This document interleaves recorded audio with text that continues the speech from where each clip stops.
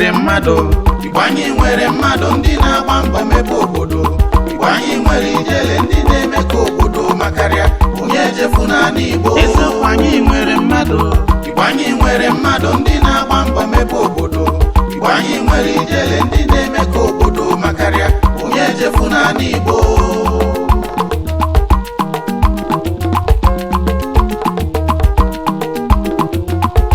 Igbo bụ ijele o anyị bụ ijele o Igbo bụ ijele o nnukwu mmanwụ Igbo bụ ijele o anyị bụ ijele o Igbo bụ ijele o nnukwu mmanwụ ndị Igbo na-edozi obodo Igbo na-egbo mkpa Igbo bụ ọsọfị ukwu nnukwu mmanwụ ụmụ Igbo na-edozi Igbo bụ ijele o anyị bụ ijele o Igbo bụ ijele o nnukwu mmanwụ Igbo bụ Igbo daalụnụ ihe ijele ji bụrụ ijele bụ maka na ọ bụghị mmanwụ niile ka a na-akpọ ijele maka na ijele bụ oke mmanwụ ọ bụrụ na ibe na ana Igbo enwere agaba enwere mmanwụ dị iche iche egwuregwu dị iche iche mana ọ bụrụ na ijele apụta dịka Oliver Dikokwe kwuru mmanwụ ndị ọzọ enyefe maka na o tichakwa ha na mgbe aha anyị pere mpe mara na chọọchị agbasa onye ọbụla na nnọọ n'oge mmemme anyị nke tata dịka unu mara na mgbe a bụ mmemme anyị ji na-akpọpụtara unu ndị oke mmadụ n'ala Igbo na mpaghara dị iche iche ebe ndị Igbo si agbata mbọ ebumnobi anyị bụ ka anyị si na ndụ ha mụtata ọtụtụ ihe dị iche iche maka na mgbe ụfọdụ ọ na-abụrụ a na-egosi nwata anwụ n'ikpe okwute ekwesịrị ịrụte aka dịka m na-ekwu na mbụ nwata maara nne ya maara ndị gboo ya bụ ka anyị gbapụ ọsọ n'ụbọchị tata anyị nwere oke mmanwụ anyị ji ijele nwanne ukwu nnọọ odogwu na abụ a sị na onye gburu agụ ọ na-aka mma ka o jiri aka ebe ike ya bụ na ama m kọwara ndị mmadụ onye bụ anyị ma onye bụ mana enwere nke a na-amacha ya bụ ọ ga-aka mma ka o si n'ọnụ pụta kọtụrụ anyị onye bụ ibido na Genesis ikekwe erute na mgbada Igbo mụrụ nze m ọzọ ekenekwara m ọ ka bụ nwa ụlọ nwoke nke onye ọbụla ji Anyidons wee malụ and ana m eti egwu nke a na-akpọ Highlife nke eji enwere obi anwụle nke na-akụzikwa ọtụtụ ife ọ ka bụ obere nwatakịrị ka mbụ mana ndị Igbo na-ekwu okwu na nwata rọcha aka gosila ọgaranya ihe ife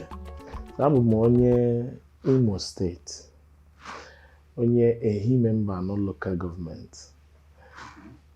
n'Imo steeti ịbịa na nke anyị bụ ndị a na-akpọ isi nkwama na ụmụduru arọ Agbaja Ehime Mbano local gọọmenti ịfụhụ na ịkpọrọ ya n'isi kịta Igbo bụ ijele o anyị bụ ijele o Igbo bụ ijele o nnukwu mmanwụ gba anyị etu isi malite na mgbe ị na-amalite kedu etu ọ dị n'afọ 1998 ka m bidoro egwu ma mgbe ebido m n'ụka maka na nna m bịa bụrụ onye isi ụka nke a na-akpọ Reverend na Anglican na Pentecostal Church maka achọrọ m isi unu Chineke n'ihi na ọ dị mma mata ọ bụkwa na ikwule ya m ga-aza ma ịma na abụ ndị egwu enwela nke anyị na-anọrọ ya so eto m n'ụka wee bido mgbe m na-esonite anyị na-eje ihe a na-akpọ ka a na-akwado ndị egwu nke a na-akpọ rehearsal anyị na-eso ndị so m wee na-eje ụmụ ihe a mana m ruru ebe a wee fụ na ihe a bụ onyinye amara nwere ka o si alụ ọrụ ọ ga-eme gị na-aghọta ihe ndị ọzọ adịghị aghọta ọ na-abụ elu oge anwa a na-akụzili ndị chelu na n'ọfa ka olu anyị nwapesịrị mpe na enwere ekwesịghị na-agụ akwụkwọ ya ekwesịghị ịpụta ilo so ma a na-akụzili va ọ na-esiri ihe ike ka ha aghọta ihe a na-akụzi mụnwa nọ n'ebe m nọ ihe a dịrị m mfe osiri m ike ịghọtago so a na-eme mistake ọ na-agbakasị m alụ okwu ihe a ka a na-agwa unu mee gịnị mụ na-emenwuzi ya na ọ dị izi o siri ike so ka m na-afụ ya amarọ m na ọ bụ that onyinye amara bụ ihe na-alụ ọlụ a mere o ji wee dịrị m mfe and enwe akụrụngwa eji eti egwu nke a na-akpọ piano na-ebido na piano so nke anwa bụ nke uche m bịa adịghị ya ebe a ka m ji ebido mgbe m na-etinye aka maka na enwe ụbọchị olu onye na-akụzi ya ike egwuzie maka ndị ọ na-akụzi ya dị agha ndị isi blọkụ o jezi ije zuo ike mụnwa wee jezie na-apị ihe ahụ ọ na-akụzizi nsi abalị nje na-apị ya mgbaka onye ọ na-alalụsịrị ụla mgbe nye ya gbatụrụ anya na-apị ya nwayọọ na-apị ya nwayọọ ya nwa wee teta na-enene m ka m si apị ihe niile na-apị ya na jizi uche m mpịa nke njikwa uche m wepụtakwa ọzọ pịa ọ na-eme m wee sizie wee jekwuru nna m wee gwa ya na ọkwanye mụnwa bụ onye ọfụ ga-enweta nwa ife a ọ sị ya na m mpeka ọ sị ya mba na ọ na-adịkwa mma na ebido n'ụmụazị ya bụ dịka David na-achụ nta na-agba katapọtụ n'ime amaghị na ọ na-eme practice etu ọ ga-esi gbagbo sọ echikọ gị ọnụ so o wee bụrụ otu a ka m si wee bido ya a wee kụziere m ya wee mmụta ya bụ na year 1999 esobego m ndị egwu jebezie n'ebe a na-anụ nwaanyị n'ebe a na-akpụ ozu na-esofa na-eje na-apị ihe anwa m bido mụba na 1998 2000 bụ new millennium aka esibego m ike amalụbago m amalụba and a na-eme ya na-agụkwa akwụkwọ a na-eme ya na-agụ akwụkwọ so otu a ka m si banye ihe nji ebido otu a bụ ka ịghọta ya ọfụma otu a ka m si banye wee kpọba ihe a na-akpọ piano wee gụsịa secondary school wee na-akpụ ya enwere m onu abụ ịgụ egwu maka na nna m nwekwara ya anụmanụ bụ ofu nwa nwoke so ọtụtụ ihe bụ onyinye amara nna m bụ wepụta ụwa mụnwa bịakwa bulia mana nyanwa bịazi na-eme nke ya n'ụka bụ na ọma menwu karịa ihe gbasara ụka ịghọtago so mụnwa na onwe m nwetagasịa ọtụtụ ụmụ ihe ndị a tinyezie na nke njibụlụ nwokorobịa ume na anụ ọkụ wee wejezie na ogugo ọzọ so otu a ka m si wee bido eburo m n'obi na m ga-agụba egwu n'ọmata na mgbe m na-etikwa mgbe anyị na-ejegasị egwu ana m eji maịkị na-edu na-esokwa onye na-agụ egwu na-ekweri ya egwu ọgụ ọmụ ekwe onu m na-adị mma bụ na in fact ambịa nchọpụta na onu m amalụ mma and n'ọbanye so mana ihe a bụ iji kwado m for tata maka na mgbe anyị na-agụ akwụkwọ agụrụ m engineering anyị bụ ndị na-agba ihe ọkụ ihe m gụrụ ya bụ ihe gbasara metallurgy and welding, steel fabrication and welding, PTI Warri. So ebu m n'obi na ọ bụ na ngosi apụta na m ga-alụ bọọlụ mana ifugo obodo anyị nọ ya na ọ egosi apụta obodo agwaghị efe ga-alụ Igbo bụ ijele o, anyị bụ ijele o, Igbo bụ ijele o, nnukwu mmanwụ. ama na ndị ụlọ ụka ada akwụ ego na-emecha ekpere ma ya wụrụ nke nna gị bụ onye ụka mbọsị mgbe akwụrụ ụgwọ ị ga-erote ego na akwụrụ lụta m ọfụma kọtụrụ anyị ebe akwụ m ụbọchị izizi akwụ m ụgwọ 50 naira 50 naira ọkwa nnukwu ego mgbe ahụ ka 50 naira bụ nyanwa bụ highest currency then. Yeah, so mana that was 1999 mgbe aka na-ele coke 9 naira 12 naira mgbe ahụ ịmakwa ihe o mee 50 naira m ga-eji ya wee gụọ akwụkwọ for 1 week. That's 50 naira maka na ọ na-agba elu school a ga-apụ nu break apụ ọnụ na anyị eje rie mmanya mmanya a na-etinyesi biskit bol n'ime ya bons a na-awa ịnyawa ya anyawa iwere ose tinye n'ime ya ụmụ ihe a o mere anyị ụbọchị anyị mgbe anyị na-agụ akwụkwọ mere anyị nọ n'ọfụma so inye gị 15 naira iruo skuul ụmụaka agbaka ogere anọ maka iwere 1 naira or 2 naira or 5 naira gote oju ọ dị mma Igbo daalụ n'ụfụ hụ na anyị na Anyidons na-anọlị ejiri ihe dị mma kwụọ mmadụ ụgwọ ejiri ihe dị onye mma kwụọ ya ụgwọ ruo ọ narụ ya bụ na 15 naira mgbe ahụ dịrị ka onye butere akpa ego mana enwere ebe a na-aga ya wee ebe ọ bụla ị nọ tata na-eme nke ahụ ị na-eme ọ dịghị ka a ga-asị na kemgbe ị ga-ejijiri ha bụrụ mmadụ cherekwa na ọ bụghị na ọnọtarachi oge eru orukwanụ mgbe ahụ ọ ga-achake Igbo bụ ijele o anyị bụ ijele o Igbo bụ ijele o nnukwu mmanwụ mana ka isi na nke ha pụta nna bụ ụkọchukwu ke etu ọ dịrị gị na ya wee nabata gị wee isi n'egwu chọọchị banye ịkụ egwu omenala ma egwu highlife ka m kpọọ ya etu a enwere etu osisi gị mba nke bụ eziokwu bụ na nna m ma onye ọmụ a sị na ọbara ada asị asị nna m mụtara nna m bụ dibịa ka ọ nna m bụrụ onye ụkọchukwu enwe ihe ọ na-agwa gị ihe ọ na-agwa gị bụ na ndị a bụ si messengers bụ ndị ozi gara m mebi na anyị nke a yi jesi ndị Chelsea nke a yiri nke ndị Arsenal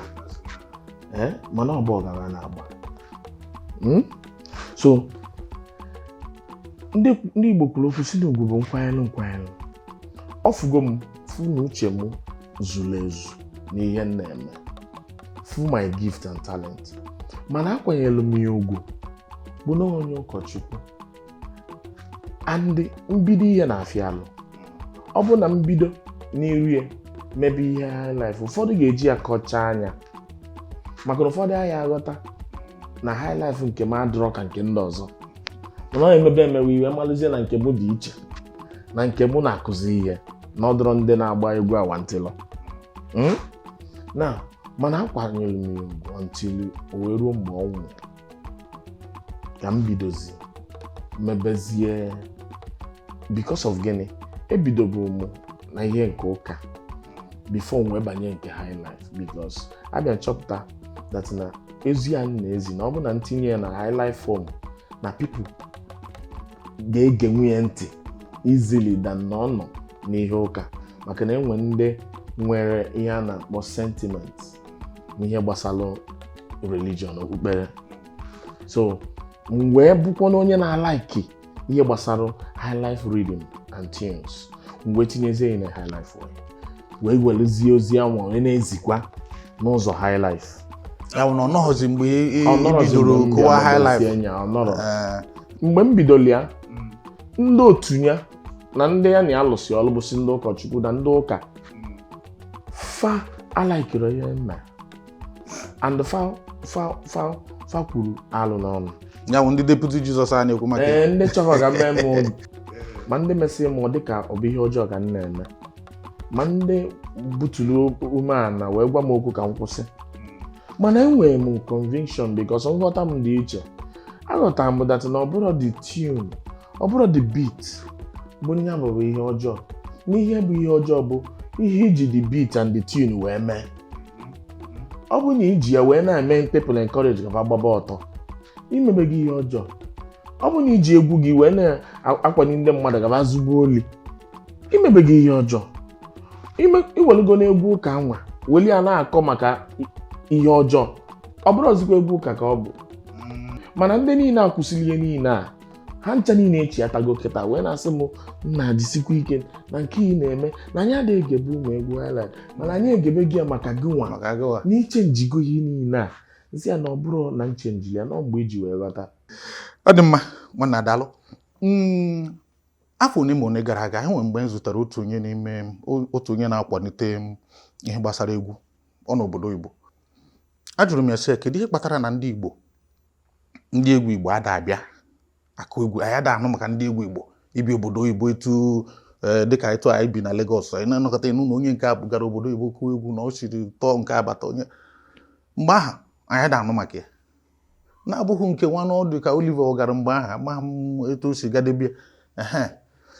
mana oruzu ka unu wapụta ọ dị m ka ya bụ ihe agbawewugo kọtụgodoro anyị etu ọ dị kịta nnabata egwu unu site n'aka ndị be anyị nọ n'obodo oyibo ma ndị Igbo ma ndị na-abụghị ndị Igbo kọtụrụ anyị etu esi anabata egwu ma ọ bụrụ na apụọ na ana anyị. Ndị be anyị nọ si na mba dị iche iche fa nnabatara because na anyị emegide ihe a mefafa wee fụ that na nke onye nwere ka o ji ego and na gị nwa na-agbaso nke ndị ọzọ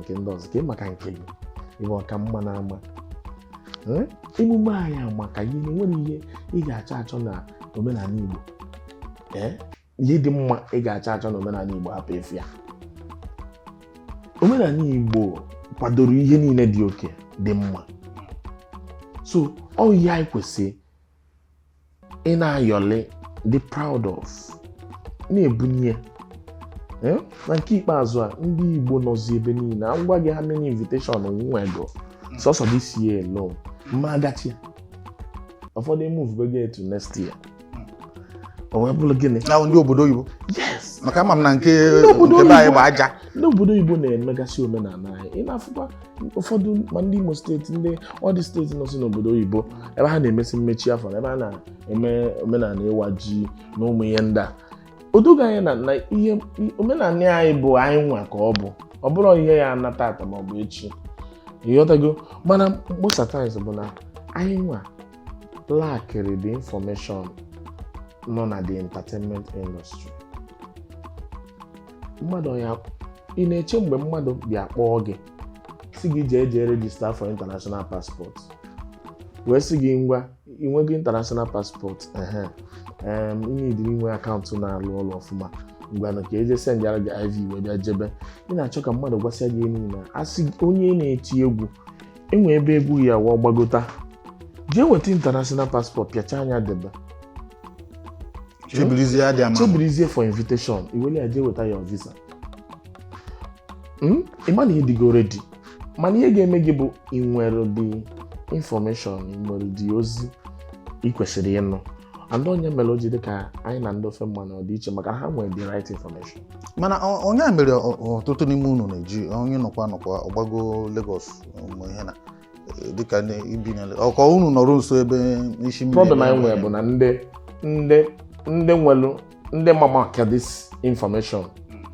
bụ ndị pụọ anyị ụzọ mebia ekweghị ka onye ọzọ mara the information. Ọ na-emezi ihe agbada information ọ bụ na ịgbago Lagos. Ọ bụrụ na people na-awụ ha mara ife ha gwa nwanne ha ka o kwesịrị isi wee dị. Ọ na-emekwa na other places maybe in business na Igbo, mana in this business side of the music ndị nọ na position ime ka ndị ọzọ malụ ekwero ka ndị ọzọ malụ o wee bụ ihe jọgburu onwe ya. Mana n'ọnọdụ nke anyị bịazi chenjie ya wee bupụta ihe niile. Thank God for ihe akpọ social media wee bupụta the whole information. People are na access the information o mezie many people are na amagasị ihe ha kwesịrị ịma bụ na inwe ike nọkwa n'ala Igbo access kwa ihe onye nọ na Lagos na access. Ọ gwụchara anya bụ difference. Igbo bụ ijele o, anyị bụ ijele o, Igbo bụ ijele o, nnukwu mmanwụ. Biko ebe anyị kwuru ihe a enwere ihe ọ na-erotara m ịma eji ịgbabọ ịmara ndị be anyị ya bụ ịgbabọ ị na-achọ ịnakpu kịta. Ọtụtụ ndị anyị na ha kpara nkata ekwu na ụmụaka be anyị adịghị ekwuzi anọ n'okpuru mmadụ n'ụdị na hapụ m na amụta na m onye nọrụzi egwu n'okpuru ọ dị ka ga-asị na ọ bịara iburu ebu. Enwekwara etu isi weta nwapụta iweta ụdị ndị a gaba ha nọrọ n'okpuru dị ka ebe agbụsị gbara mmadụ n'ike na-agba onye ahụ ka ị wetara ọ bụrụ na ị wetago kedu etu isi wee hazie n'ụdị ka ọ ghara imebi nke dị n'ihu. Nke bụ eziokwu na ndị Igbo kwuru okwu sị na nkene na ncheta amaka, na-ekene dike na nke o mere n'ọzọ. Mana n'ihe gbasara ọkpụkpọ oku, it's a selfless act, and ọ bụ ihe ga-abụ ị na-eme ya ị kwesịghị na-atụ anya ekele, maka na ọ bụrụ onye ahụ ị na-emeli ya, onye ahụ imeli ọ bụrụ onye ahụ ka ị na-emeli ya, maka ọsọ ndị ahụ enwe onye na-eti egwu a na-akpọ Sese Nwaba. O kwuru okwu sị gịnị na ome mma onye ahụ imeli ọ bụrụ onye ahụ na ọ bụrụ onye ahụ na-emelụ mma. Mkpụrụ ka ị na-akọ. Na ụfọdụ aghọtala ya. Ihe eji sị gị na ome mma mere onwe ya bụ ịkpata ego, were ego ịkpatara wee zụọ ụmụ okorobịa one ma one na your community. Ndị ahụ ezuru abụnọrọkwa n'ogo zụọ one na one na one, community unu ga-anọrọ n'udo, ama nweta out, maka ọsọ ndị ahụ endri up wụrụ taa ga-benefit from that thing ime. Ifu na onwe ka imere ịbatabeghị ahụ ụra, iburu moto na-agba ị na-agara onwe gị, mana mgbe ibebe welu sọsọ ihe anyị nwe na onwe gị, iburu moto ịkpọrọ escort, echi gị go bulletproof, ịnata anata security akarịa ndị nọbe gị, inwe peace, inwero peace. Onye ya aghọlekwana ihe niile a Chukwu ji gọzie gị, nobody, because of gịnị? Imehọ mma and imehọrọ onwe gị, mana ọnwụ na imelụ mma efu na ome mma mere onwe ya na ọha onye ahụ na-emelụ na ịghọtago. So ihe na-akọwa kịta na ọ bụrụ ihe ị ga na-atụ anya ekene, so that ọ bụrụ na ọ bịara ma wute gị. And again, ị bụrụ onye na-ebi ndụ gị in a way that na ndị na-alụ gị ọlụ ya aghọta your intention, majority will be truly loyal to you. Mana ọ na-esi ike ebe mmadụ na-aghọtara onye bụ, na-aghọtara ihe ibu n'obi, na-amarọ aka nri amaghị aka ekpe. Inye that loyalty ga-esi ike, maka na enwekwa ndị gbasịkwa abọ iyi na-ekwu okwu ya na edurofa. Gịnị na-eme nwata na-agba bọyị ọ na-ezu ego ọ ga na-eti na bank? Maka na mfugo ndị gbasịrị eduro ọ sị ka ya zọbago n'onwe nke esi ọ bụ na eduhe ka o nwee nke o ji aka ka ọ rapụ iwu na this years niile gbanalị ya wee tụrụkwa ji tụrụ mkpọrọgwụ. So ndị kọsụrụ ihe niile a bụ ndị a na-ekwere esetụlụ ndị gba alafa ọfụma, bụ ndị kọsụrụ ya adị mana ofu mkpịsị aka lụta mmanụ, ịghọtago. So ọ bụ na ndị a mere ọfụma, ya enwe ndị ga-agbawa bọyị na-ezu ego. Even self, ọ bụrụ na onye kwesịrị idu with 2 million ma ọ gbasịa 8 years, isi na ọ gbara ọfụma, igwe kwuo na ịsa avụlụ ma ọfụma, in fact na m ga-enyezi gị 10 million. Ifu na ọ ga-eme many people encourage, mana ọ bụ na onye eme ọfụma finally ihe ya emekwa ewu na ọ ga-akụtakwa that settlement na ọkpọ ndị be ha bịa mee meeting ọpọ meeting yọwa gị 1 year aga 2 years aga before bịa settle ya. Ikekwasị ya na godo unu na ya ma bịa. Gịnị mere onye ahụ ma azụghị oli? Nke bụ on the part of ndị a na-agbara boy one. The other one abụrụ on the part of the government. Maka na ọ bụ na gọọmenti create jobs, mee ihe ha kwesịrị ime, ama nwe yahoo ta. Maka na ndị a na-egwu wayo taa ga-adị bizi na-alụ ọrụ. Nke bụ eziokwu na enwere m nghọta ọzọ dị iche na ihe ndị mmadụ ghọta. Nsogbu nwe abụrụ anya na-ene ndị Igbo. Nsogbu nwere bụ ndị Igbo ka anya unu na-ene onwe unu.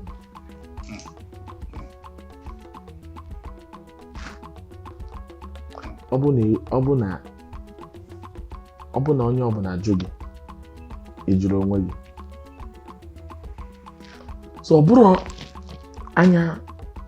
a na-ene ndị Igbo my problem no anya ndị Igbo na-ene onwefa a na-esi n'ụlọ malụ mma wee pụba ịlọ ebe anyị ihe a na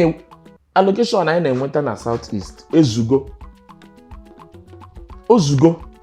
ime na anyị nwelu anyị si na anyị na-azụta afịa na eji biznes mara anyị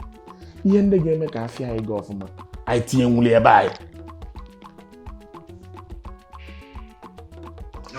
almost na anyị ga-eche ka seaport dị na South East first before anyị doziwe ebe anyị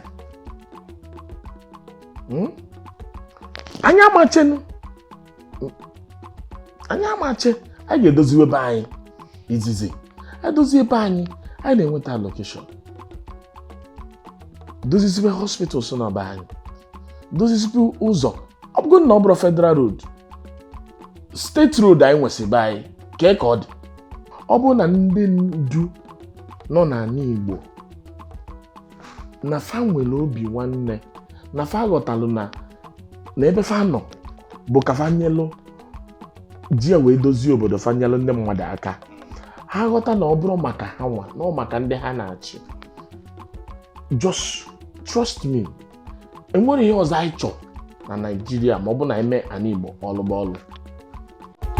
Igbo bụ ijele o anyị bụ ijele o Igbo bụ ijele o nnukwu mmanwụ ụmụ Igbo na-edozi obodo Igbo na-egbo mkpa Igbo bụ ọsọ ọfịa nnukwu mmanwụ obodo ọbụla ị bịara ma ịfụ inwe afọ Igbo nwanne mba na-agakwa na ndụ adịghị ya obodo ọbụla ị bịara bịa ma ịfụ inwe afọ Igbo enyi mba na-agakwa n'ụzọ adịghị ya etu ọbụla ọ dị Igbo anyị bụ akwa ugo ka anyị jigharịa na anyị jigharịa na anyị jigharịta na anyị jigharịta na anyị natazịa ka anyị dozie obodo anyị Igbo bụ ijele o anyị bụ ijele o Igbo bụ ijele o nnukwu mmanwụ Igbo bụ ijele o anyị bụ ijele o Igbo bụ ijele o